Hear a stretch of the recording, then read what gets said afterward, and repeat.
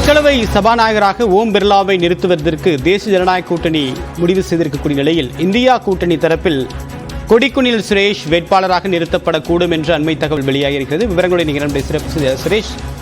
சுசித்ரா, இதனுடைய பின்னணி என்ன? இந்தியா கூட்டணி ஏன் எதிர்த்து வேட்பாளரை நிறுத்துறாங்க?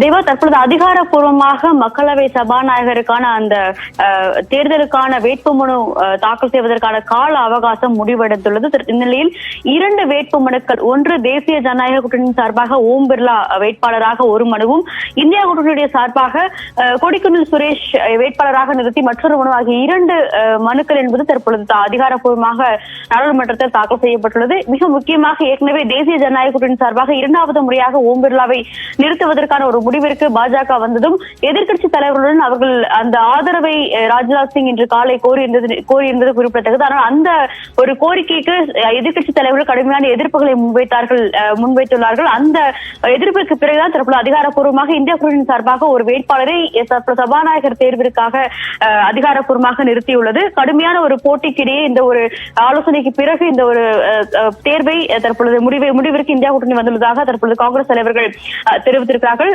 கேரளாவை சேர்ந்த எம்பியும் காங்கிரசுடைய மூத்த தலைவர்கள் ஒருவருமான கொடிக்குனில் சுரேஷ் ஏற்கனவே இந்த தற்காலிக சபாநாயகர் பொறுப்பானது வழங்கப்படவில்லை என்ற ஒரு புகாரை எதிர்க்கட்சிகள் கூறியிருந்த நிலையில் தற்போது அவரே சபாநாயகருக்கான அந்த தேர்தலுக்காக ஒரு வேட்பாளராக இந்தியா கூட்டணி சார்பாக நிறுத்தப்பட்டுள்ளார். 2 பேருமே தற்போது தங்களுடைய வேட்புமனுவை அதிகாரப்பூர்வமாக மக்களவையினுடைய அந்த செயலக அலுவலகத்தில் தாக்கல் செய்திருக்கிறார்கள். 26ஆம் தேதி நடைபெற உள்ள வாக்குப்பதிவின் பொழுது யார் யாருக்கு எவ்வளவு வாக்குகள் விழுகிறது என்பதை பொறுத்து அதிகாரப்பூர்வமான முடிவுகள் என்பது அறிவிக்கப்படும். அதற்கு முன்னதாக இன்று காலை முதலேயே தேசிய ஜனநாயக கூட்டணி கட்சி தலைவர்களுடனான ஒரு ஆலோசனை என்பதும் தற்பொழுது நாடாளுமன்ற வளாகத்தில் நடைபெற்று வருகிறது. ஓம் பிர்லா வேட்புமனுவை தாக்கல் செய்யும் பொழுது மூத்த தலைவர்களான ராஜ்நாத் சிங், பாஜக தேசிய தலைவர் JP நட்டா ஆகியோரும் உடன் சென்றது குறிப்பிடத்தக்கது. அதே போல கொடிக்குனில் சுரேஷ் வேட்புமனு தாக்கலும் பொழுது ராகுல் காந்தி, மாணிக்கம் தாக்கூர் உள்ளிட்ட மூத்த தலைவர்கள், காங்கிரசுடைய மூத்த தலைவர்களும் அவர்கள் வேட்புமனு தாக்கல் செய்வதற்கு உடன் சென்றுள்ளது மிக முக்கியமாக பார்க்கப்படுகிறது. 2 பக்கமுமே வேட்பாளர்களை நிறுத்தி அதற்கான வாக்குப்பதிவு என்பது அதிகாரப்பூர்வமாக 26ஆம் தேதி காலை முதல்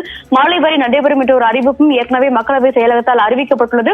கடுமையான போட்டிக்கிடையே, அதாவது ஏற்கனவே எதிர்க்கட்சி தலைவருடைய பல்வேறு கோரிக்கைகள் என்பது மத்திய அரசால் செவிசாய்க்கப்படுவதில்லை, அவர்கள் விருப்பம் போல செயல்பட்டு வருகிறார்கள், யாரையும் மதிப்பதில்லை என்ற ஒரு குற்றச்சாட்டை காங்கிரஸ் மற்றும் திமுக தலைவர்கள் முன்வைத்து வந்த நிலையில் இந்த ஒரு அதிரடியான ஒரு முடிவிற்கு தற்போது இந்தியா கூட்டணியும் முன்வைத்தது. ஏற்கனவே ராகுல் காந்தி குறிப்பிட்டது போல துணை சபாநாயகர் பொறுப்பானது தங்களுக்கு வழங்க வேண்டும் உள்ளிட்ட பல்வேறு நிபந்தனைகளையும் அவர் முன்வைத்திருந்தார். இந்த ஒரு கருத்துக்களுக்கு இடையேதான் தற்பொழுது அதிகாரப்பூர்வமான ஒரு வேட்பாளரை மக்களவையுடைய சபாநாயகருக்காக தற்பொழுது இந்தியா கூட்டணியானது நிறுத்தியுள்ளது. 2 வேட்புமனுக்கள் தற்பொழுது வரை தேசிய ஜனநாயக கூட்டணி சார்பாக ஒன்றும் மற்றும் இந்தியா கூட்டணி சார்பாக ஒன்றும் தாக்கல் செய்யப்பட்டுள்ளன. பாலா, தேவா, உங்களுடைய விரிவான தகவலுக்கு நன்றி சுசித்ரா.